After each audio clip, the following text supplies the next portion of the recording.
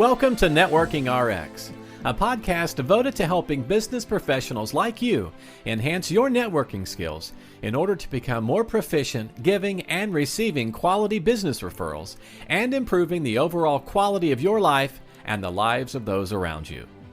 The Networking RX podcast is a production of AmSpirit Business Connections, an organization whose mission is to empower business success through networking. Welcome to the Networking RX podcast. I'm your host, Frank Agan, founder and president of AmSpirit Business Connections. Today I have another great guest, a returning guest. I'll get into that, but as our ongoing subscribers know, often on this podcast, I'm sharing ideas and insights and best practices for building professional relationships and helping you become better with your business networking. Occasionally, however, I'll be interviewing subject matter experts, authors, speakers, thought leaders, social scientists. These people share their knowledge to help us build relationships as well as understand why we humans interact the way we do. Today, my guest he's an author, he's a speaker, he's a thought leader. He's not a social scientist. You play one on TV, maybe, I don't know, but 3 out of 4, that's pretty good. Michael Whitehouse, he's back with us. If you've been listening to the program, he was episode 282 back in March 17th of 2021. But he is known as the guy who knows a guy, and actually has a book by that same title. But the backstory, and we'll jump in this a little bit. In 2014, he moved to Groton, Connecticut, knowing no one. And then a year later, after really diving into networking with both feet, he became a major connector in the local community. And 2020, he went global and began connecting entrepreneurs, investors, speakers, and others around the world to people they want to know. And he offers his services as sort of a networking concierge service, and we'll talk about that. But through that, he makes connections and builds strategic alliances for people literally around the world, people who don't have time to sift through all sorts of things. He takes on lots of conversations and figures out where people fit. He's also the host of the daily morning motivation podcast and the Guy Who Knows a Guy interview podcast. Michael, welcome to the program again. Thank you for having me. Welcome. Thanks for welcoming me back. It's interesting. I was thinking back to where I was in my business journey when I was on your show last time, and it was like about 12 years ago, right? 2021? Yeah, 12 years. Yeah, 2021. Yeah, feels like it. Yeah, feels like it. Yeah, because I'm in a totally different business space than I was when I was last on there. So because it all started with the pandemic. I when that launched me into the wider world of the internet, and suddenly geography, time, and space fell away, and I connected to the great universal brain. Well, it was more than Groton, Connecticut. Yeah. For those who don't know, that's on the southern coast of Connecticut on Long Island Sound, I believe. And so now, yeah, you've kind of expanded your world. You skipped beyond New England. Yes. And moved to the whole world. The whole notion of what you do, and we've talked on and off, and I guess the journey, because when we originally met, you had a vision of putting together conferences, and that was, really how it started. And, I'm sure some will look at that and say, okay, so you failed. It's like, no, you didn't fail. It's like you really stumbled on what made the most sense, the highest and best use of your time, if you will. Yeah. So you want to kind of take the listener through how that works? Sure. Yeah. That whole journey from there to here. Well, no, just the concierge. If you want to talk the journey as well, but just, Okay. Really kind of Yep. And actually, I am running another summit, which I put it together, wasn't thinking about making it similar to Conference 21, so I ran last year. And then after I put it together, I'm like, wow, this has all the best parts of Conference 21 by accident, because the things I like best end up being in that event. But we get smarter. We get smarter. That's just, I mean, you're a fool if you keep doing something and it's not working, right? Yep. It's insanity. So you look at things and say, I used to just interview anybody on this podcast, right? Everybody's got relationships, come on. And then you realize that that's just not really a good model. So yes. I found that with my show as well. I've had to narrow it down further and further to get more specific. But so my networking concierge business, what that came from was that, so 2021 was kind of my research and development year. At the time, I just thought it was my lost in the woods year. But looking back, I was like, oh, I was actually meeting people and learning and making connections, and I was building something without realizing it. And so around me were all these coaches, coaches, course creators, and that's what they did. They had one-on-one coaching programs, they had group coaching programs, they had some kind of high ticket program that taught how to do a thing. And I'm like, hey, so I know a bunch of stuff, but I don't know like what I have that someone would buy for $5,000 or $10,000 I could package.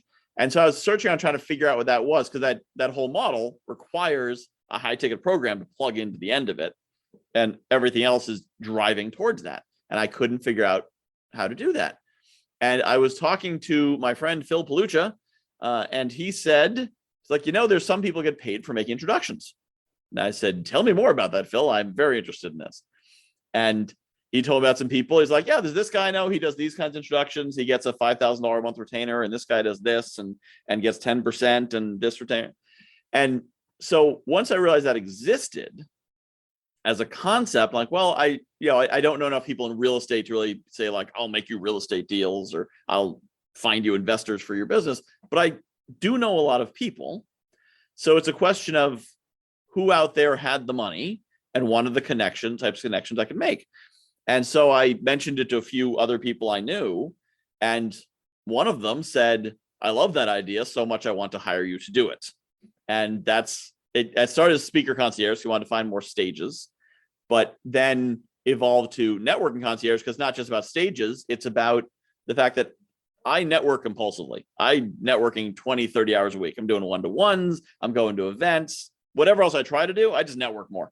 Right. So if I try to build a course, I don't have time to build a course. I'm too busy networking. But Dan, my first client, he didn't have time to do that. He's a coach, he's an investor, he does all these different things. He doesn't have time to go to all these events. So he's very happy to pay me to go to all the events with him in my mind at every single meeting, thinking, okay, does Dan need to meet this guy? Does Dan need to meet this person? Does Dan need to meet this person? And then as I go, saying, hey, Dan, I just met someone you should meet. So I kiss all the frogs for him and introduce him to the princes. And of course, to me, they're all princes. But to him, out of 20 people I meet, maybe 4 of them are a good introduction for him. So he didn't have to spend 20, 30 hours going to the events, meeting all the people. I did that. And then he gets the result of it. Here's the 3 or 4 that he really wants to meet out of the 10 or 20 that I met. So one way to describe it, fundamentally, when you sell, you don't sell the product, you sell time or happiness or money or, sex appeal or whatever. I say, I don't sell money, I sell time. So it's not so much that I can introduce you to Oprah or Michael Bublé or whoever. It's I'm meeting all these people at events that you might otherwise be going to as a client, but you don't have time to do it, or you just don't like doing it. Some people are like, I know how, I could have the time. It's just not my thing. I don't like it. I don't like meeting all those people. Yeah, my observation in general, and certainly getting to know you, is, and let me say this: I don't think you give yourself enough credit, because I know a lot of people who they will go to events and they will butcher the process. They get in a conversation, right? And right away, it's like, need a watch, got a wallet. They're right in sales mode. Whereas you have that relational style, and that puts people at ease. But I was, so I certainly do give myself credit there. More, it's a matter of my clients know how to network. I don't want to work with someone who can't. I don't want to work with that guy who's going to go to an event and do that because he expects me to do that. So I want to work with someone who's like, oh yeah, I've been to events, I've made connections, I know how to do it. I just don't have time or don't want to. Because if they don't know how networking works, they expect me to be a wizard. They think I'm a lead generation guy. They're like, I expect 10 good leads every week. If they know how it works, like, I know what it is. You go to an event, some events you meet 10 people, some events you meet no people. Sometimes people are great, sometimes people are bums. They get what I'm doing. I don't want someone who thinks I'm going to be, the magical lead wizard. Right. Which actually, one of my clients is a kind of magical lead wizard, so I introduce them to him if they want to meet that. But in terms of when I'm helping people find joint ventures and those kinds of things, a lot of it is about getting to know my client well enough to know who they need to meet, and often it's multifaceted too. So it's not just this one kind; it's primarily this kind because they're the most common. But also, if I come across it, this and this, and maybe that, and could be this guy. So because you never know, every once in a while, someone wanders into an event, and they're halfway through, like, why am I here? And then they meet me, and I'm like, why are you here? I'm glad you are. I'm so glad we connected, but why are you here? Right. You're too good for this event, or this isn't your space, but I know someone you need to meet.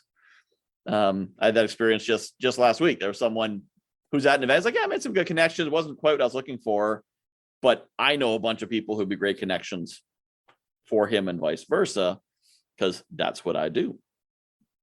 Well, and the beauty is you have multiple people. It's not just one person hiring you. And I'm not saying you have 100 people, but there's a sweet spot there. So not everybody you meet is going to be a good connection for any particular client, but right. The more clients you have, you could talk to 20 people and there's somebody for everybody, right? Yes. You're not for person A, but you're definitely for person C, or, and vice versa, or whatever, however it would work. Yeah. And I got clients, I've got friends, I've got people who have helped me out a lot, and so I want to help them when I can. So it's not just like, oh, only people who pay me get my introductions now. It's a matter of I'm trying to create value for the person I'm meeting and value for other people. I have had to discipline myself to some degree, because left to my own devices, I'll make 10 introductions for every person I meet, and then I'll be up till 3 a.m. sending out all the emails for all the introductions that I just promised. So realizing that there is a value, that I am giving a valuable service, and I can't just give all the introductions to everybody everywhere. And part of that's just in the logistics. It takes 2-3 minutes to send an email introduction. If I would make too many, that would be, I don't want to get on a 30-minute call and then commit to 45 minutes of introductions. That's not an effective use of my time. Well, it's I have been coached on the same thing. Shout out to Lisa Luckett, my coach. She chided me months ago on the same thing, right? Mm-hmm. And you stop and you think about it. It's like there's a law of diminishing returns. If you make an introduction for somebody, they're like, wow. And you make 2, wow. You make 10, it's still wow, right? It's not you don't get 4 through 10 doesn't get you any more. Yeah. Other than just tired and not being able to keep track of it all. Yeah, that's a really good point. So I'm going to throw a hypothetical at you. And I know the answer to it is it depends, but I kind of want to flesh out this with you because you're big into introductions. Would you rather have a referral or an introduction? Ooh, I was actually discussing this earlier. So, and obviously it depends, right? I mean, there's. So what I find is, and the definition I've heard, and I imagine yours is similar, is a referral is this is someone who wants to do business with you. An introduction is this is someone you should meet. And in a networking group I'm in, they were talking about the importance of referrals over introductions. And I very rarely make an introduction saying this is someone you should do business with, because it's a different type of introduction. It's much more co-signing their reputation. It's, hey, you should give this person money because I think it's worth it. Right. Whereas most of my introductions tend to be, you should meet this person because I think it's worth it, which is I'm saying this person's worth 30 minutes of your time, not necessarily worth $5,000 of your money and 30 minutes of your time. So it's up to you. You'll find out what they do when you talk and figure out if that's a fit. But I kind of brought in the definition of referral from somebody's got money in their hot little hands ready to spend it with you. I expand it to, there is a lucrative opportunity that can come out of this call. Right. So I work a lot in the joint venture space, in which I'll introduce two people and one will promote the other's webinar launch to their email list. Neither one's spending any money in that encounter, but what's going to happen is sales will be created and they're both going to make money from it. So that's looked at from the strictest interpretation would be an introduction, but I see it as a referral because money is going to get made because that connection got made. So I guess it is more than it depends as at the level of introductions I make, it becomes really blurry. If we're talking about a mortgage broker, then it's pretty clear what's a referral, what's an introduction. Referral is someone looking to get a mortgage. Yep. Introduction is not. For me, it's really blurry and fuzzy what's an introduction, what's a referral. Because somebody who would never hire me, it doesn't mean that that I can't make money from working with them. Right. And again, I don't think there's a right or wrong answer, but I think it's something worth kicking around. I think it's worth everybody thinking about. Rob Bell, I think Rob from the Networking Hub. He hit me with something. It wasn't his concoction, but he said, you can count the number of seeds in an apple, but you can't count the number of apples in a seed. And I think that's kind of, the referral is, the apple and counting the seeds in the apple. Okay, I'm going to do this mortgage and I get this origination fee. And me and my spouse are going out for steak because we closed the deal, right? And it's very quantifiable. Whereas what comes from that seed, from that introduction, and I look at some of my introductions and start to trace them back, and it's like 10 levels. It's like, it's not done. What's happening here? Well, I think it's also the importance of having multiple streams of income.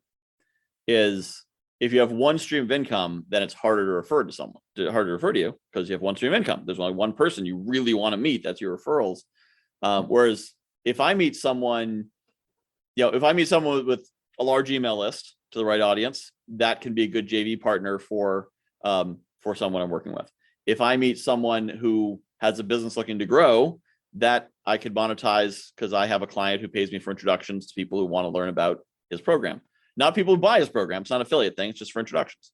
And then for other people, they might need, I have affiliate arrangements with everything from web developers to course creation software to online networking platforms. So there's any number of solutions I can offer.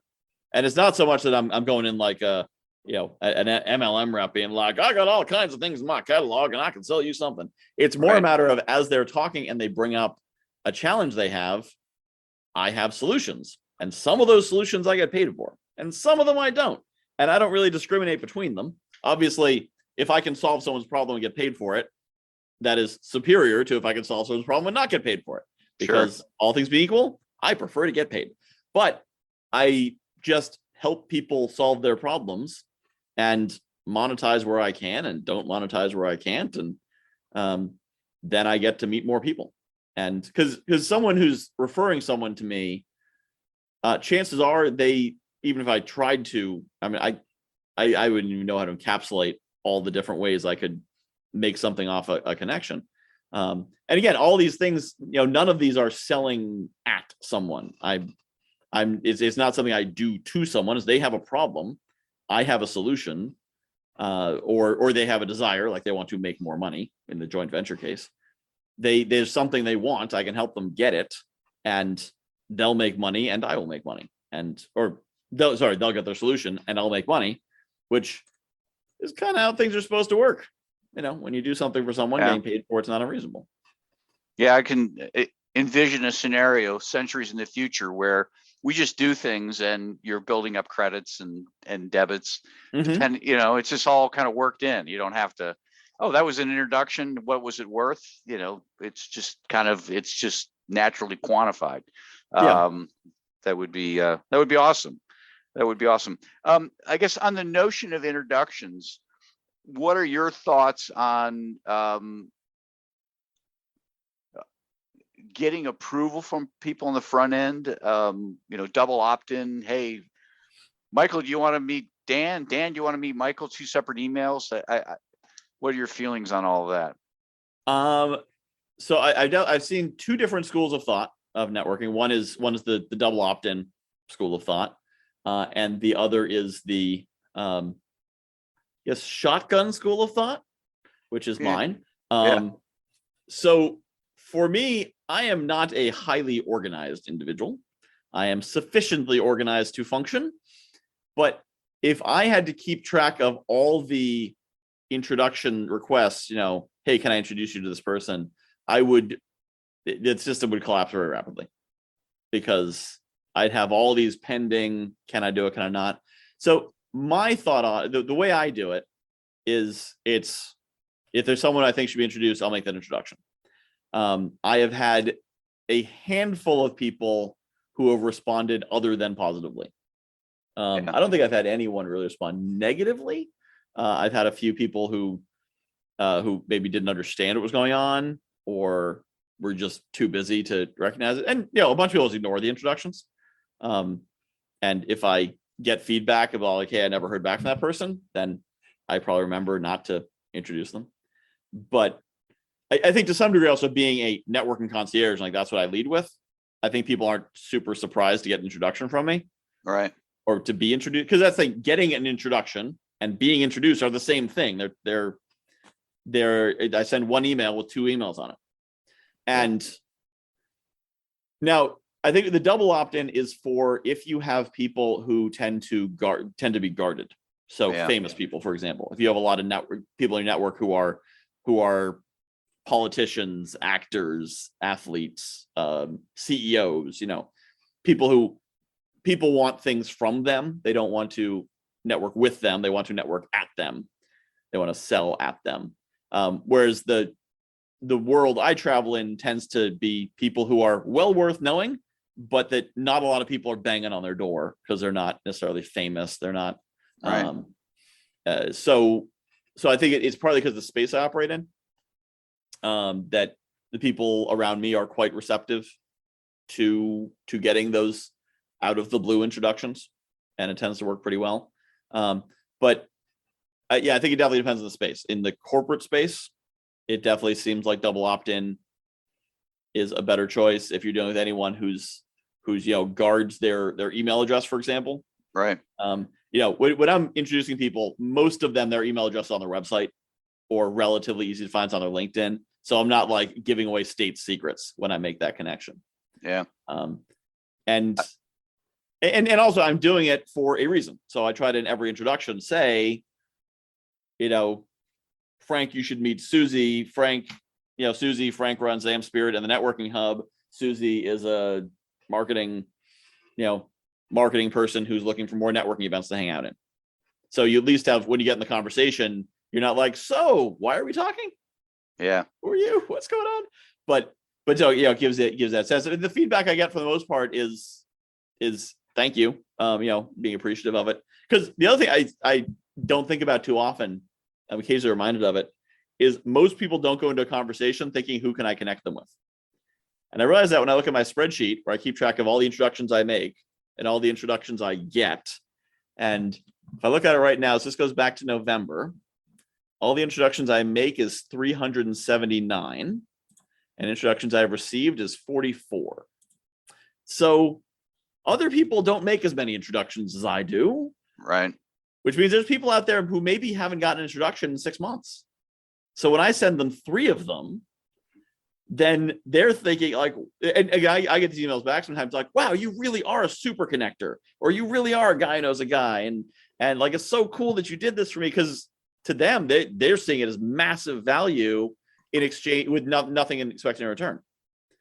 And to some degree, like those emails are worth the effort it takes to make those 3 introductions. For someone to be that effusively grateful is kind of cool. So, yeah. But to get back to your original question, if I could remember it, ADD strikes again. Was I think it comes down to what space you're operating in, because it's definitely one of those religious wars where the people who are double opt-in are like double opt-in all the way. Yeah. Do not send me an instruction without asking first. And it is the right way to do it. But I think it's the space you're in. It's the right way to do it if you're introducing people who, if you're introducing Gary Vaynerchuk to someone, you should probably check with them first. Yeah. If you have that relationship. I look at like the space we're in as almost being like a singles bar. Mm-hmm. And if you're at a singles bar, you shouldn't be offended if somebody asks for your phone number. That's why you're there, right? Yeah, yep. That's why you're there. And when people want me to opt them in, if it's Gary Vaynerchuk, sure, I would get that.